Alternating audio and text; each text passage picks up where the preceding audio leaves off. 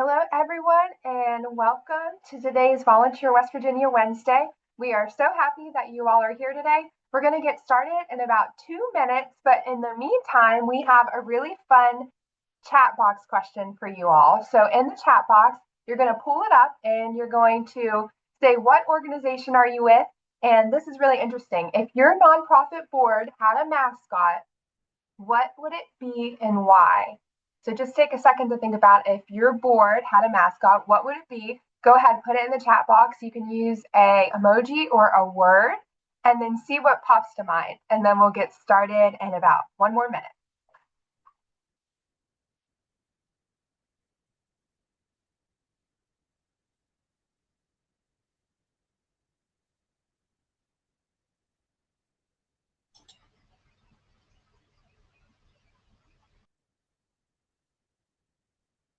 All right, if you just joined us, we are introducing ourselves in the chat box and we are sharing if your nonprofit board had a mascot, what would it be? So first we heard from Alexander Benton from the World Scouting Museum here in Charleston, and he said a scout, which is an awesome mascot for your nonprofit board. And then we also had Kenneth with the Elk River Trail Foundation, and their mascot would be an eagle. So this is a fun activity. You could even do it with your board as an icebreaker, just fun, something fun to think about. For some reason, a mascot tends to bring everyone together. So go ahead, introduce yourself. Jennifer said she is with the West Virginia Scenic Trails Association, and their mascot would be probably a dog with a bandana. And I think that's a good idea, and it would get a lot of traction. Oh, there's so many good answers in the chat box. Tracy from Youth Service System said a llama. I want to know more about that. Why a llama, Tracy? Because they're resilient and strong. I'd love to hear more about that. And then Emily from the Junior League of Huntington said a mermaid. And yes, you can absolutely say a mermaid. And it's nice to see you in person, Emily. I think we chatted on email.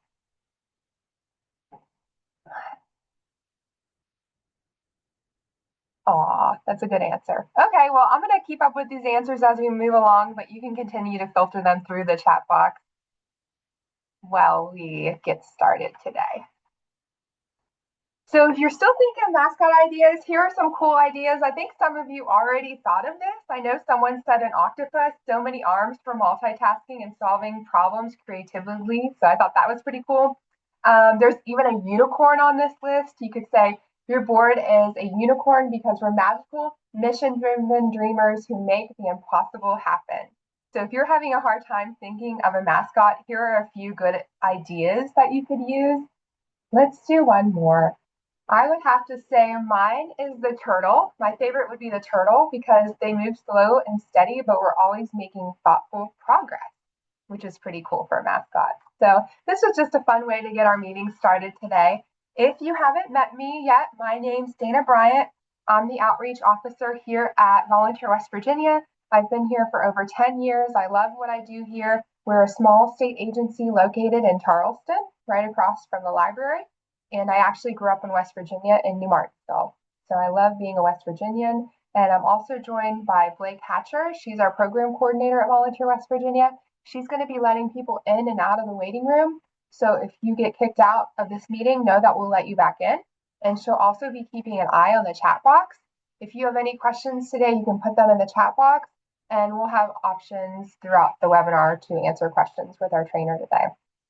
And then lastly, the biggest question I always get is about the recording. I'll be sending out a recording after today's training along with the slides. So you don't need to take notes if you don't feel like it. Just know that right after this webinar, I'm going to send you the recording and the link to the slides. You'll be all set. So this Volunteer West Virginia Wednesday is part of our monthly webinar series. We do it every Wednesday, once a month, and the goal of this series is to provide trainings and explain what we do at Volunteer West Virginia and have fun. So this is going to be an informal use of your time for the next hour, so you can sit back and relax and learn something new. We have some really great topics coming up over the next few months. In August, we're going to have 3 special guests from across the state, and they're going to be sharing insights from the field, expert advice for volunteer program coordinators. So if you manage volunteers at your organization or nonprofit, You're not going to want to miss this because you're going to hear a lot of good wisdom from your peers. September is National Preparedness Month, so we partner with our Ready West Virginia program to do a National Preparedness Month training. I believe this time we're going to focus on how to volunteer during a disaster, so it should be really interesting if you want to sign up for that. And then lastly, on October 8th, we're going to have the Power of People Creative Volunteer Recruitment for Nonprofits. And this is going to be led by the Social Bee, which is located in Fairmont. So this should be a really great training too. And then we'll have trainings throughout the rest of the year. So if you're curious what's coming up after October, be sure to visit our website and register today so you can put them on your calendar.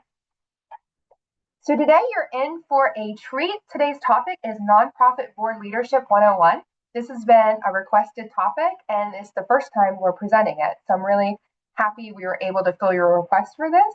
And we have a special trainer with us today, Shannon Stober from all the way in Montana, but we know Shannon from the AmeriCorps world. She's an AmeriCorps alum, and I love her personality and her infectious energy. And she loves training in West Virginia because she says we're all so nice and kind and sweet and have a great positive attitude. So I think you'll really enjoy meeting her and hearing from Shannon. So without any further ado, welcome, Shannon. Awesome. Thank you so much, Dana. Good afternoon, West Virginia. So as noted, my name is Shannon Stober. I am coming at you from southwestern Montana. For folks who are familiar, I live right between Bozeman and Livingston. I've been in Montana for 23 years, but I grew up in Colorado, and I made my way up here after I graduated college to join AmeriCorps. So as Dana mentioned, I'm coming in with a pretty steep background with national service, did 2 terms of service.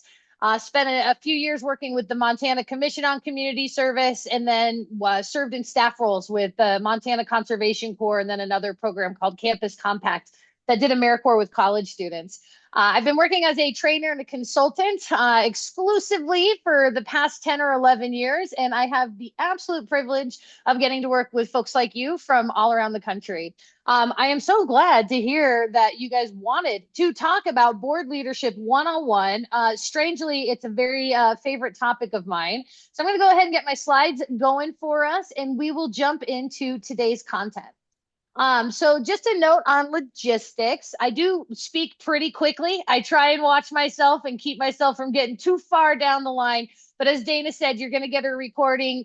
You'll also have handouts that I provided in addition to the slides. So we're going to give you a bunch of resources. As I'm going through the presentation today, I want to make good use of your time. So I'm going to give us the majority of the information right out of the gate. If you have questions, curiosities that are coming up as I'm sharing certain pieces of information, please do drop that into the chat. Towards the end of our time together today, I'll look at the chat to see what questions I can answer. If we have enough time, I'll also likely give you an opportunity in small groups to talk to your peers. What did you notice? What did you learn? What might you still have questions about? And then we can reconvene. So we'll do some Q&A at the end. So with that, let's jump into Nonprofit Board Leadership 101. So big picture, a couple of intentions for our time today. We're going to be hitting this at a high level, but I'm going to be directing you to resources that can help you flesh out some of these topic areas. So first and foremost, we're going to establish a shared understanding around what a nonprofit roles and responsibilities are. Why do they exist? What is it that they're supposed to be doing? Then we're going to take some time to talk about types of boards, right? So we'll introduce this spectrum moving from what we refer to as an operational board to a strategic board to give you a sense of the different ways that boards can pick up their responsibilities. Finally, I'm going to introduce you to a neat model called the nonprofit lifecycle. And the nonprofit lifecycle is going to give us some cues into what style of board we may need to cultivate, what style of board is going to be the best fit for where we are. As mentioned, I'll give you some tips on things you can do following the webinar, tools, and an opportunity for Q&A. So let's first begin by just level setting and defining what is a nonprofit board. So nonprofit board is simply that governing body that's responsible for ensuring that your organization is fulfilling its mission, operating legally and ethically, and remaining financially stable, right? And the reality is all of our nonprofits are required to have this board in place, which is because many of us are funding through public trust, whether that's receiving money through the government or soliciting donations from our community.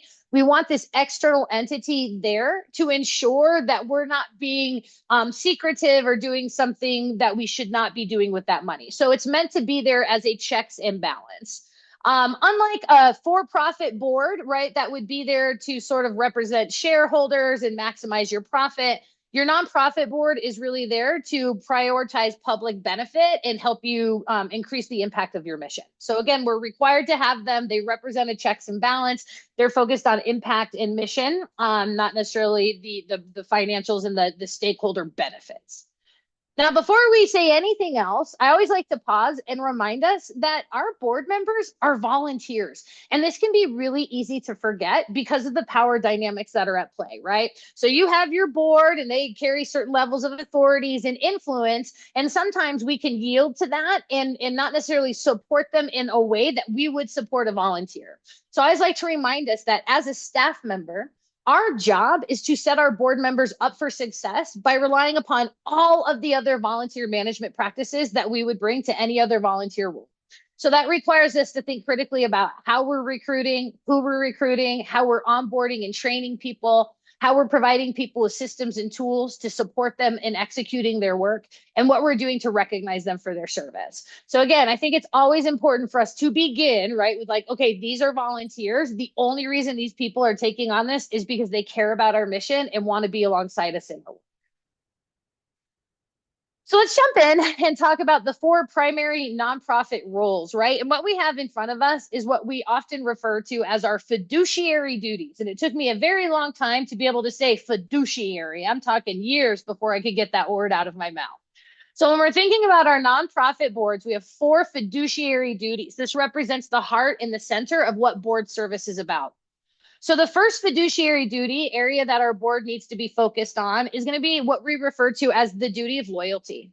And the duty of loyalty is essentially about ensuring that your organization's activities are aligned with the purpose, mission, and vision of your organization. Now, generally speaking, these are things that are going to be documented in what we refer to as your articles of incorporation, the paperwork that was filed when you decided to take on that nonprofit status, right? So a big part of the board is to understand what is our purpose, vision, mission, and how do we have sideboards to ensure that we're operating within that. Now, we recognize that sometimes the vision and purpose that you incorporated under shifts. We have to meet the context, right? We have to meet where the community is. That's okay. The board just needs to make sure that they're recording that and documenting why that's happening to ensure alignment. So that first one is going to be about our duty of loyalty. Next, we refer to as our duty of care. And duty of care is really about ensuring that you are making sound decisions with your organization's resources.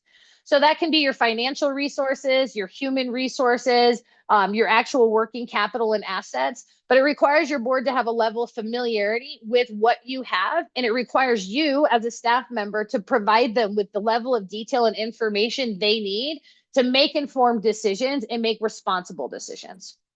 Next, we have our duty of obedience. And this is truly just about legal compliance, about ensuring that the way your organization is operating is aligned with federal laws, state laws, that you're operating within the parameters of sound employment laws, just making sure that you're not doing anything outside of the law.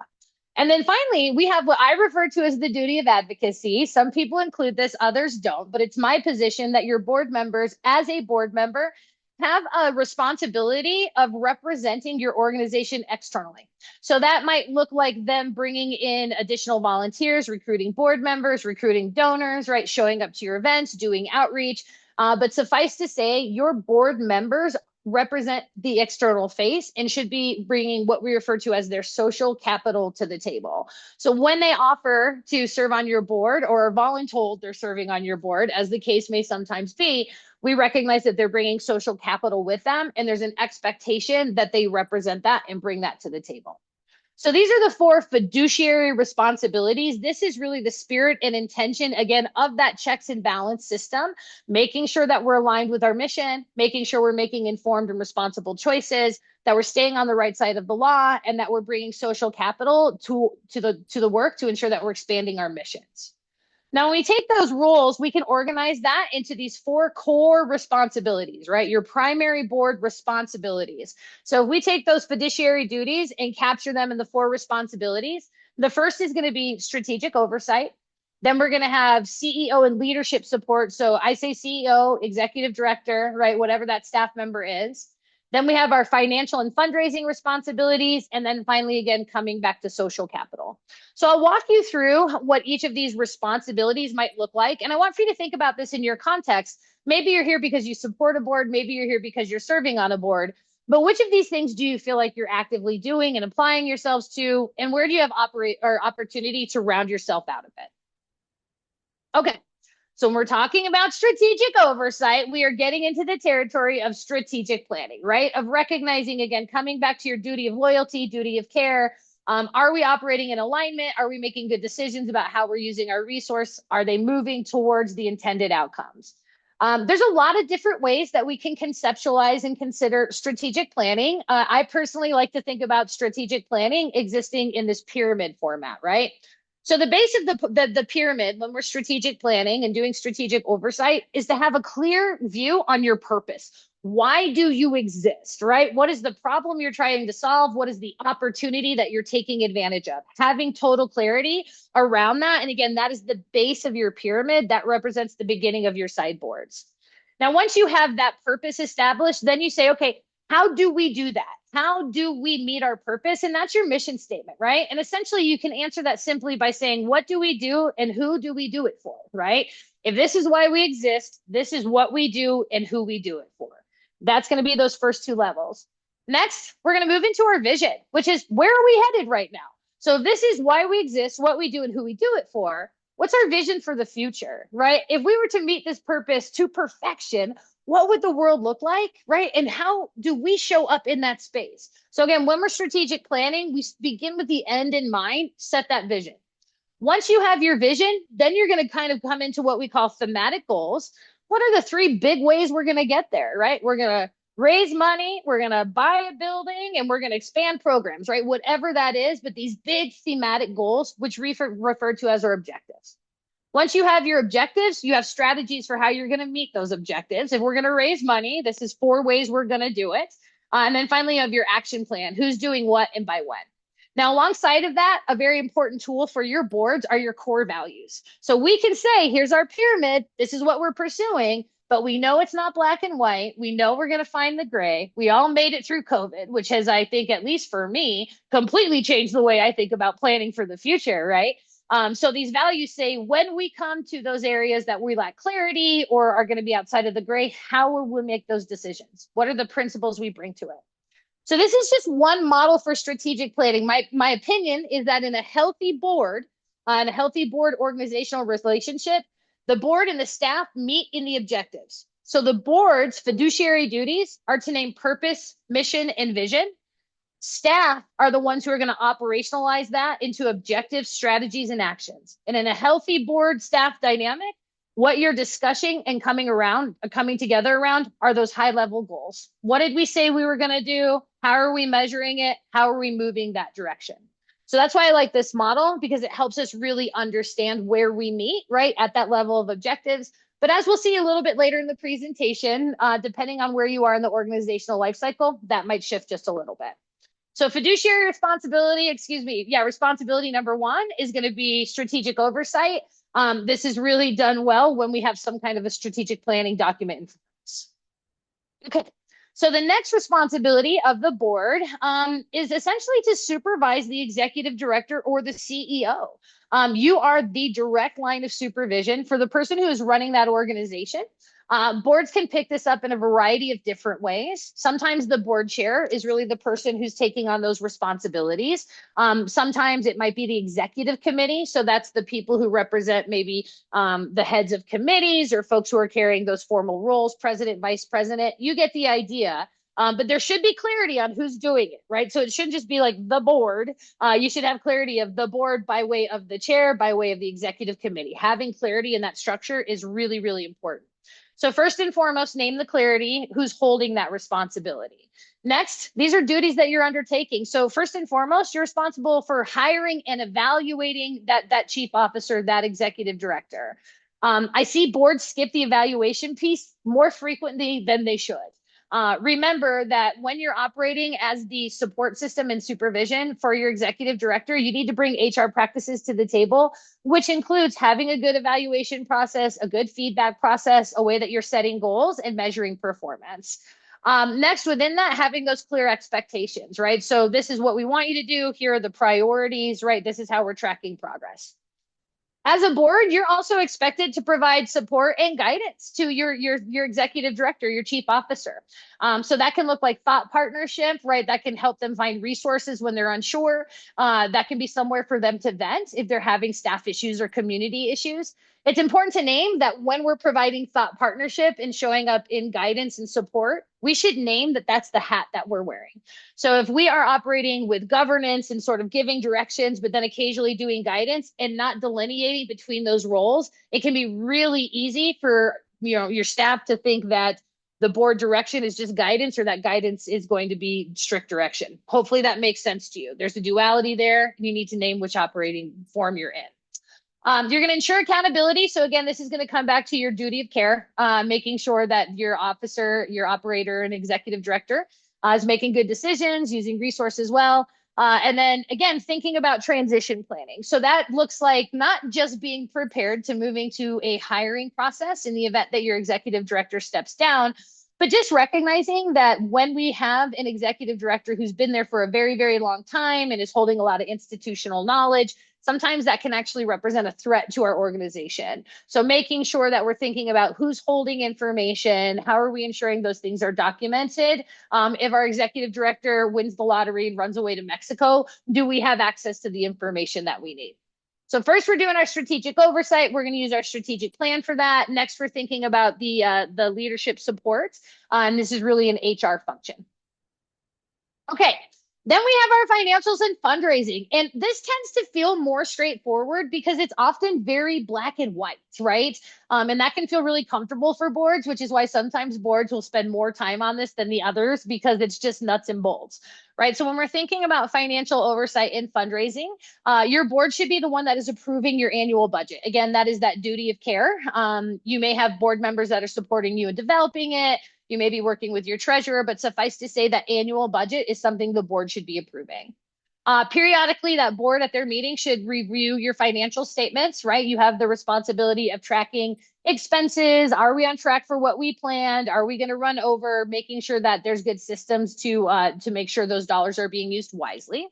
Ensuring compliance, right? So again, making sure that the legal obligations are going to be met with your funds. And then assessing risk. So when you're looking down the road, thinking about your strategic planning, recognizing where you might have risks based on how you're being funded and how you're doing your expenditures.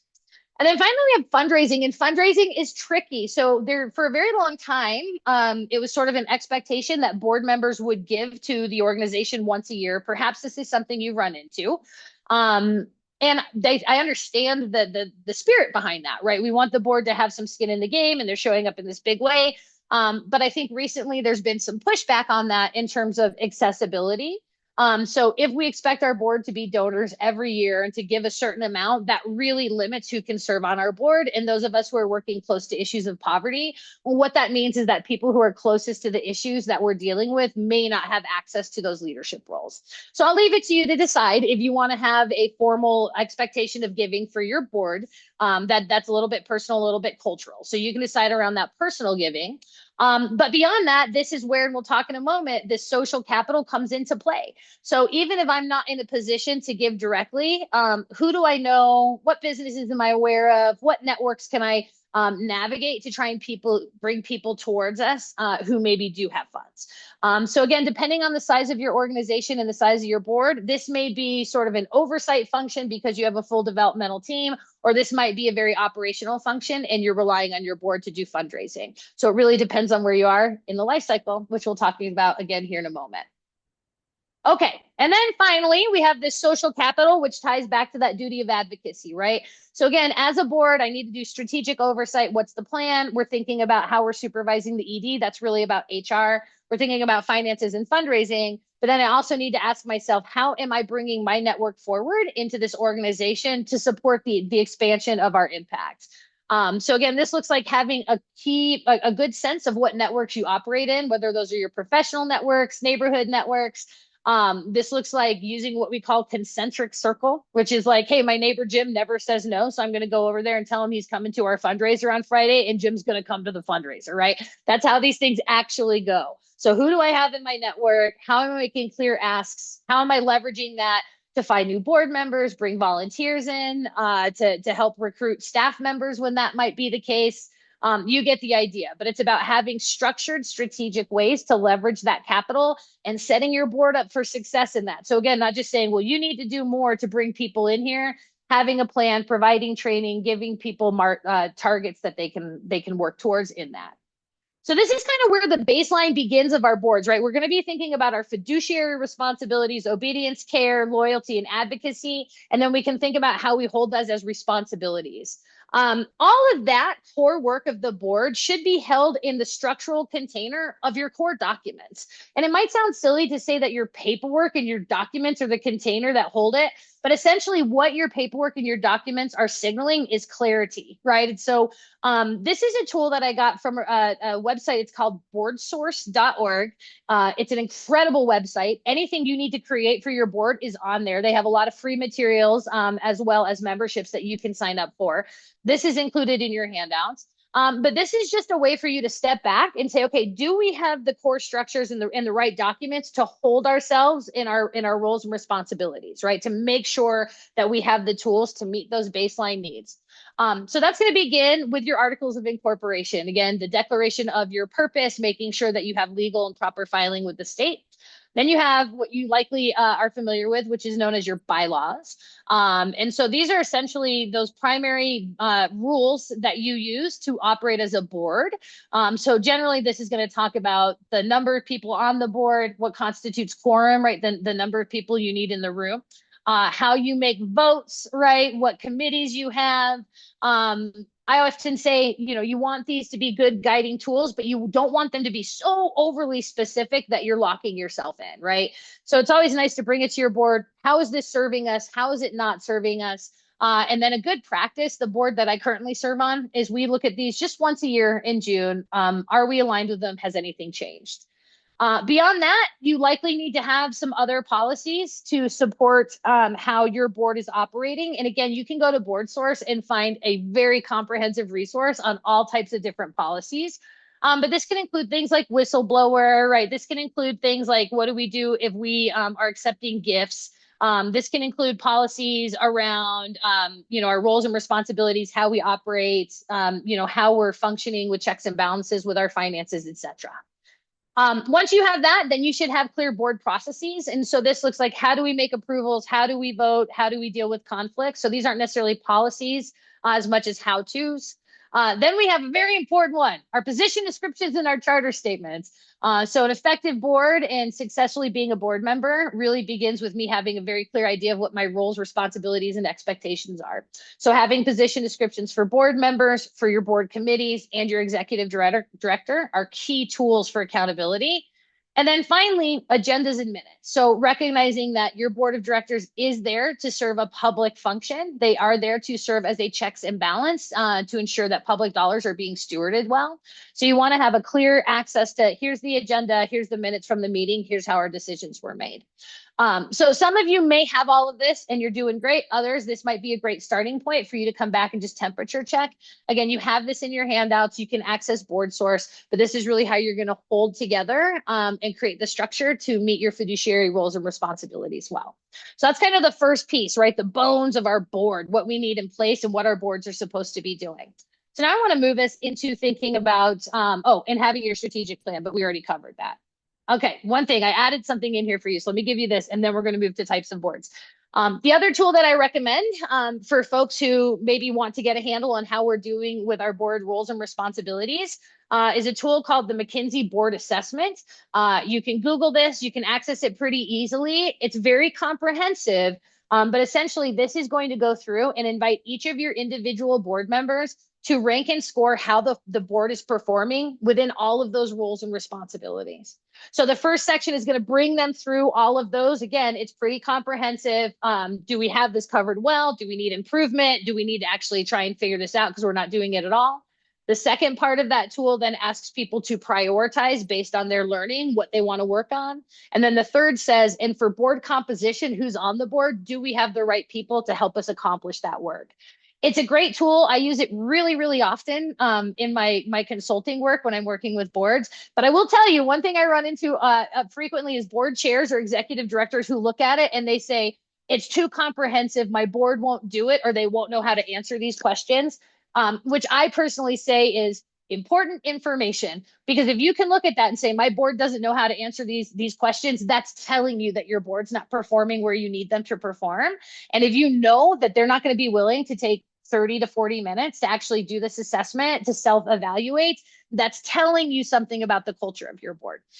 So great tool. I encourage people to regularly doing assessment. If you're getting pushback or you're afraid to offer it because you know your board's not going to know how to engage with the tool, it's good information. Back it up and start there.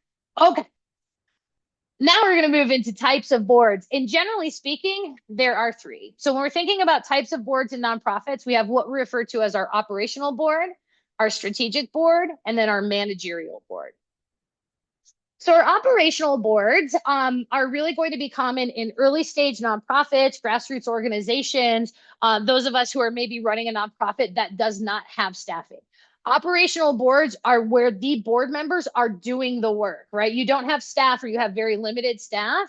And so this is when the board members are having to roll up their sleeves and actually do the work of maintaining the nonprofit. So characteristics of an operational board, generally your board members are going to be handling tasks directly. So they're planning the luncheon, right? They're doing the marketing, they're filing the legal reports. When we're in an operational board, our meetings tend to be very focused on logistics and tactical concerns, not necessarily high level strategy. So not uncommon for an operational board to not really be utilizing a strategic plan or doing long range planning. They're thinking more about what are our goals for this year? What's coming up next month? How are we going to get those things done? This can feel like being on a working committee, right? So it's not a board. We're not asking big questions. We're coming, what needs to be done, delegating that out, giving each other plans. And when we're in this operational place, our decision making is going to be really focused on the task rather than the vision. So again, this works really well in the early stage of a nonprofit, right? When hands-on help is needed. This is when works well when the board members themselves have time and expertise to execute programs, right? They're coming in with that subject matter expertise. And then finally, this works well when there is a clear plan to transition to a more strategic role as the nonprofit grows. We're going to talk a little bit more about this, but that's a key component of this. Oftentimes, because we start in these operational board configurations, we don't understand when it's time to shift. So that's board number one. On the other side, we have what we refer to as our strategic boards. And strategic boards are more appropriate when you have a high functioning, mature nonprofit. Maybe you have a good number or the right number of staff in place. And this is when your board is really functioning on that high level oversight, right? So thinking about governance, policy, and long-term planning, they're not caught up in the weeds. They're not working in the day-to-day programming efforts. So characteristics of a strategic board. This is when the board is, again, looking at that pyramid of strategic planning, stepping back, looking at the progress towards your objectives versus monitoring day-to-day operations. This is where board members are operating as advisors, true advisors, giving staff, this is how I would do it, or my background in real estate would tell us to make sure we're looking for this, but you're not attached to it. You're not directing it. You're essentially coaching and giving them thought partnerships so they can make good decisions. When we are working with a strategic board, our meetings are going to focus far more on vision and sustainability, right? So where are we going? How are we going to be looking at this 3 years from now? How are we building our cash reserves? How are we thinking about meeting the moment in our community by being nimble and fluid with what we're doing? They're not thinking about task execution. So they're not sitting around looking at potential colors for the invitation to the banquet, right? That's a staff role. They're thinking long term. Strategic boards, oftentimes this is where you're going to see your board work happening via committees. So maybe when you have a strategic board, pretty common for these to be boards that meet quarterly. And in between those quarterly meetings, the committees are meeting. They're empowered to take on their work and make on decisions. When the board comes together, the different committees, such as your governance, right, your finance, audit committees, are reporting out, making motions to the board. So having strong committee structures, empowered, clear, adequate committees is a big part of a strategic board. So when this is going to work well is when you have a strong executive director and CEO, right? Somebody who has the operations under control, who is able to manage the different elements of being an executive director, right? Who does not need that day-to-day support. This works well when you have board members who understand how to focus on governance, where the expectation has been set clearly, and they're not trying to come in and act like a staff member and think they have that level of authority. And again, this is going to work really well when we have that level of maturity that we're thinking about big picture strategies, thinking about things like capital campaigns, advocacy, major expansion. So we have our operational boards, right? Those are really the doers. And then we have our strategic boards. These are the folks who are thinking long term. In between there, we have what we call our managerial boards. Managerial boards are when a board is not doing the work, but they're directing the work. So they're not thinking long term. They're still thinking in the here and now in many ways, but they're not doing the work. They're simply telling other people how to do the work. These boards really only serve a couple of purposes. So the characteristics of this managerial board, right? So they're focused on tactics, just like an operational one, but they're delegating, overseeing, oftentimes providing very detailed oversight of staff as they're executing their work. Oftentimes their decision making is at a very, very detailed level, right? Again, these are the people who are like, show me the colors for the banquet invite because I want to make sure that we're going with ivory and not eggshell, right? You know what I'm talking about? It's that kind of that depth. This is where folks, again, are going to be focused on present conditions instead of the future goals. And oftentimes our managerial boards create a lot of frustration because there's unclear boundaries between the staff and the board members. This is good. Managerial boards are going to be necessary when your board is moving from operational to strategic, when you're starting to delegate things out and reestablish your boundaries. This is also good when you're potentially dealing with the turnover of an executive director and you need to provide some transition support, or when the organization is experiencing some level of crisis, right? So this is when moving into the managerial board role is good. The problem is oftentimes operational boards will move into a managerial board and just stick there, right? And when we're just living there, when the board is operating as a manager and not a leader, it creates a lot of challenges. So anytime we're going into a managerial board phase, we need to name that we're doing it and have a very clear path for when we're going to get out of it. I would say an overwhelming amount of the work that I do in board consultation is coming in because a board is stuck in a managerial phase and doesn't know how to get out of it. So I just offer that to you if that's resonating with you. It's very, very common. And a big part of why that happens is because we don't have clarity around the nonprofit. So this is going to be the last framework that I introduced to you to tie all of this together. And it's one of those we could have led with or finished with, right? But either way, it's pretty good content. So what we have in front of us is this very predictable model that we can use to anticipate the ups and downs of a nonprofit as it's coming into inception, moving into maturity, okay? So what we understand is that all nonprofits begin when what we call the startup phase, right? We have a big idea, core program development. So usually that looks like one neighbor, one person in your community saying, you know what we need? We need a library. And they're going to just start getting after it. They're going to decide we need a nonprofit. They're going to file articles of incorporation and they're going to get their friends on the board. That's usually how these things begin. That is how all nonprofits start, right? So we're always beginning within that core program development. Now, once we've come together, made the decision to establish as a nonprofit organization, next, we're going to start developing infrastructure. So that looks like we're going to write a few grants, right? Maybe we're going to get a space. Maybe we're going to get a logo and a brand. And then finally, we might actually hire a staff member, right? So that's moving into that period of growth. We call that infrastructure development. Now, once the infrastructure has been developed, the next phase of that life cycle is impact expansion, right? So it's like, okay, now we're set up, like, how do we want to deepen our impact? How do we want to spread our impact? What needs fall within our mission and purpose that aren't being met? What geographic territories might be of interest to us that could use our services?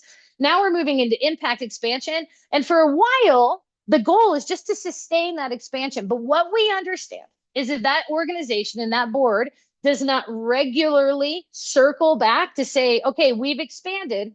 Does our infrastructure match? We've expanded again. Does our infrastructure match? If we are not continually coming back to that loop to make sure that our infrastructure is keeping up with our expansion, that organization will move into what we refer to as decline. And decline is marked by a variety of different indicators. And again, you're going to have this in your handouts. I actually have a worksheet for you. But decline looks like we're not able to raise money, right? We don't have public trust. Board members aren't showing up to board meetings. We have a lot of staff attrition. There's all of these little indicators as a board that you need to look for to say, ooh, we're in a period of decline. And when we're in that period of decline, we have to come back to do the infrastructure development. And oftentimes that infrastructure development is going to fall in line with our strategic planning. So if we're focusing our strategic planning just on what we're doing for the community, and we're not saying, do we need to update our computer system, right? Do we need to focus on hiring somebody to take on development? If our plans are not including infrastructure development, we're setting ourselves up for decline, which can eventually lead to dissolution. Okay. So it's a really neat model. This actually comes from, it's called like the Nonprofit Lifecycle Institute. If you're interested in this, they have a really comprehensive website. But here's how this is going to line back with thinking about our boards. So when we're thinking about our board of directors, when we have our core program development, our infrastructure development, that's when we want an operational board, right? That board needs to come together and be doing the things, writing the grants, fighting the marketing, getting the logo. That's when an operational board is appropriate. As we're moving into infrastructure development, we have an ED, that person is taking on certain roles and responsibilities. We're expanding our stability and our capacity. That's when the board needs to begin shifting towards a strategic board. So that's when you're going to go into this period of being managerial and then coming into that strategic board.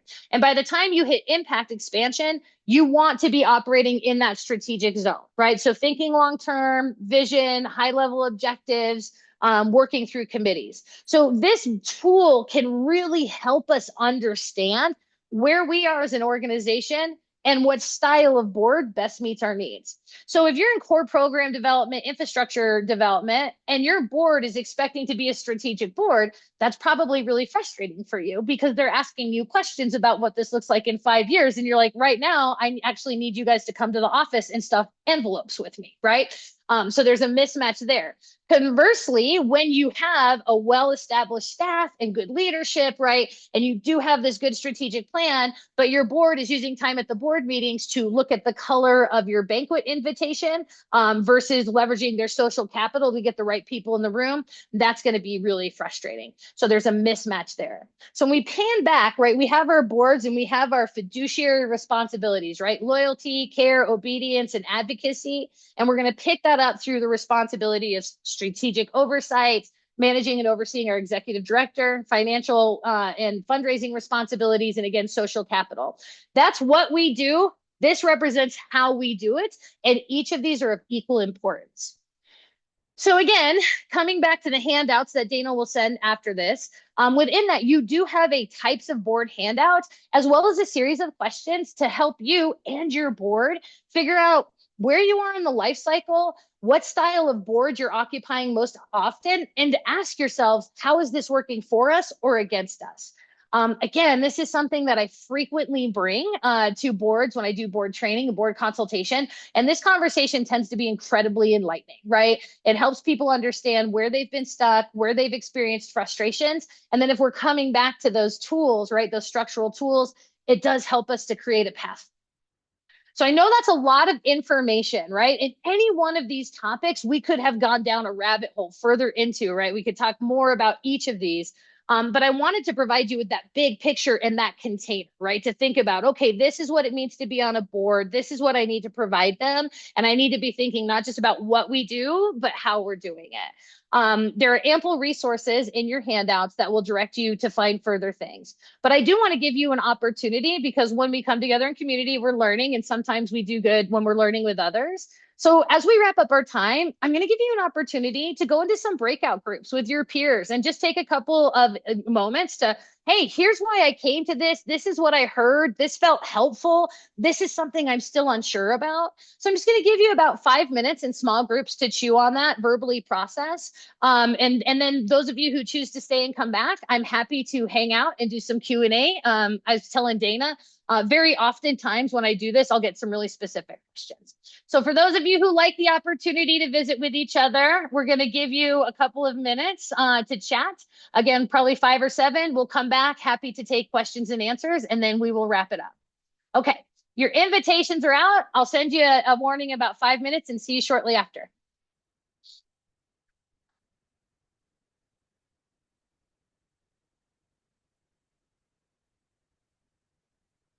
Back, my friends. I wanted to just give you a few minutes to ask specific questions. I find with this content, very commonly, folks have some specific questions.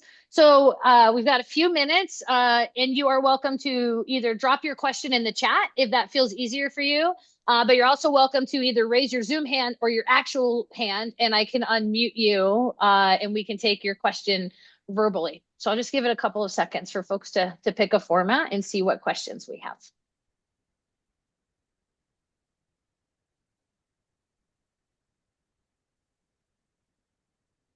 No questions for Michelle. Thank you. Anybody have any questions? Once. Okay, Brian, what's your question? Hey there. So I don't know if it's a question specifically or a request for a future training. So I'm a director of a nonprofit and then on several boards. They're all in the phase that the boards have been long established, the organizations are long established. The challenge is in onboarding new board members in an effective and engaging fashion. You bet. In almost every instance, we're like begging for board members, and we know they'll be more engaged if we give them more to do, but then we also could scare them off if we give them more to do. You bet. And so that's my question as like the executive director. My question as a new board member, like here in, rural West Virginia, you attend one board meeting and then you're like the vice chair of a board and you still don't even know what the heck is going on in the organization. So how best to, like not it doesn't seem like it can work in one board training, but how to incorporate and fill in board members into the workings of an organization while simultaneously doing the work of the board meetings. That I think Yeah. that seems like a big challenge. Yeah, no, Brian, I appreciate all of that. And it's not dissimilar in Montana. It's like I am the vice chair of every board that I'm on. I refuse to be the president anymore, but I'll be the vice chair. And I recognize the challenge. And I do think the importance of onboarding and training is really frequently overlooked. And I think that's one of those areas where occasionally staff are not setting up the board to succeed. And what I mean by that is they're asking the board, well, you come up with the training and you come up with the checklist. And that's a big lift for people who are already volunteering. So I think first, right, it's about how our staff using best practices to understand like what is our orientation, what do we provide. There's a model we can align with that, Brian. Situational leadership for folks who are familiar. And you're all willing, you're happy to reach out to me. You're welcome to reach out to me. I can't say if you're happy to reach out to me or not. But I'm happy to share that with you in terms of starting with this high level of direction and then moving into more of a supportive place as we build competencies. So staff needs to cook it up. What are the competencies we need at meeting 1 to show up at meeting 2 and be successful, so on and so forth. And then to your other question about what is it that we need them to do, position descriptions, clarity around roles and responsibilities, expectations for attendance, committee work, attending, fundraising, like coming back to those core structures and recruiting with it. So long answer, but you're welcome to reach out to me, Brian, if you have specific questions. I'm happy to share that with anybody. And then Dana, how do we onboard boards and actually keep them engaged? There's like the 101 and this sounds like a 201. 201, yeah, great suggestion. Thanks, Brian. Yeah. Kenneth, what would you recommend as first steps for an organization transitioning into the managerial stage? First step is to name that you're in it, right? And so I think oftentimes, again, in those handouts, you should have some worksheets that you can give to the entire board to say, well, let's ask these questions. And like, are we in a managerial phase? Where are we? How's that working for us or against us, right? So I think it's about getting people to sort of gain some ownership and oversight, recognition of that's where you are.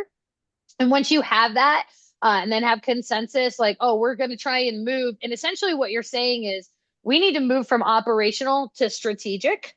And we're going to take on a managerial role for a year or so to make that happen. And so, Kenneth, oftentimes people have a hard time moving from operational to managerial to strategic because they don't know how to delegate and they don't know how to do trust well.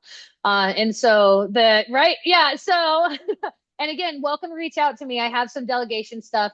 But delegation is an art form. It's not just sort of like delegation. Sometimes we think it's abdication of like, well, if I'm not doing it anymore, good luck.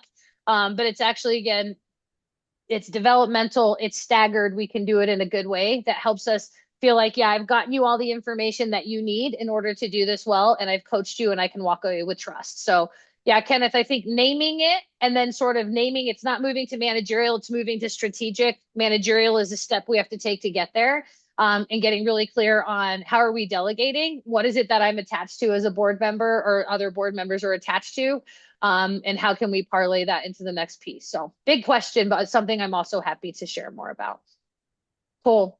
Any other questions from folks here? Curiosities, things that I can share before we wrap up? You had a really good question from Lynn. She asked, any tips to refresh a long established, tired board? That's a good one. Yes, get some new board members. And that might sound funny, but honestly, there is something to that, right? So I think that sometimes when we have, I would ask like, they're long established, they're tired, questions and curiosities I have, do we have term limits? Are we utilizing term limits? Are we actually bringing in new energy to the board? Are we thinking about our board composition? So one thing might be to invite them to do the board self-assessment, use the McKinsey tool, something like that, to really get them kind of in this reflective place, coming out of the monotony and just sort of complacency with it. And then to say, okay, based on this, where do we have room to grow? Whom else might we want to bring in here? So oftentimes when I see a board that's really, really entrenched, it's because people are just tired. And sometimes we need to give them permission to leave. And if we don't actually have the tools and the conversations to promote that. So big picture, get them reflective, invite them to do some exercises, use that as a doorway to say, if folks need to go, that's okay. And who else might we want? I understand it's probably not dissimilar to here. Where there aren't just people hanging out waiting to join boards all the time. So I recognize if you have some limitations in that regard. But I think at least inviting reflection and then always asking them what they might want. Good question. Got one more in here from Darla. Is if a board is moving into the managerial strategic board, doesn't that require new operational board members too? Darla, I'm not exactly sure I understand your question, but so let me restate sort of the vision of that, and then we can get more precise. So you would move out of an operational model because you no longer need that from your board, right? So you don't need the board rolling up their sleeves and making the plan and doing the fundraising and writing the grant. So you're essentially saying we have enough capacity and we have enough staffing that we can take that on and the board doesn't need to do that anymore. So to your question, the whole board is moving from operational to strategic and they're moving through managerial to get there, not maybe just one board or another. If you're like, oh, we still need it a little bit, but also we need people out of it a little bit, that's that invitation to go that managerial direction. A good way to make that happen, again, thinking about delegating and empowering committees. So putting that direct operational work into a committee versus the full board and thinking about what you can delegate. Hopefully that's a little bit helpful. All right, friends, we're a minute past, and I think, oftentimes folks can be very polite and like, oh, I'm going to hang out so she doesn't feel bad. So I appreciate your time. I hope you have a wonderful afternoon. Please reach out if there's more curiosities, and if anybody has one more question, I'm happy to hang out and answer it. But if not, thank you all so much. I hope you have a wonderful day in West Virginia. Thanks, Shannon. Bye. You're welcome.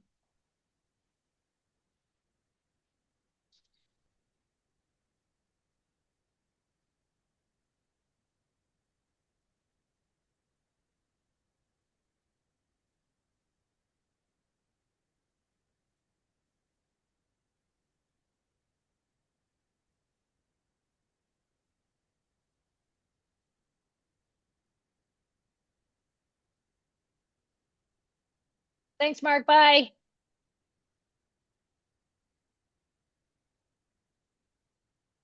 All right. That's Darla, that. Aaron. Yeah, I think that's that. I think these folks are probably just hanging out. So thank you as always, Dana. Let me know if you have any feedback or curiosities. And I hope you have a good rest of your summer. We'll see you soon. See you All next right, year. take care. Bye. Bye.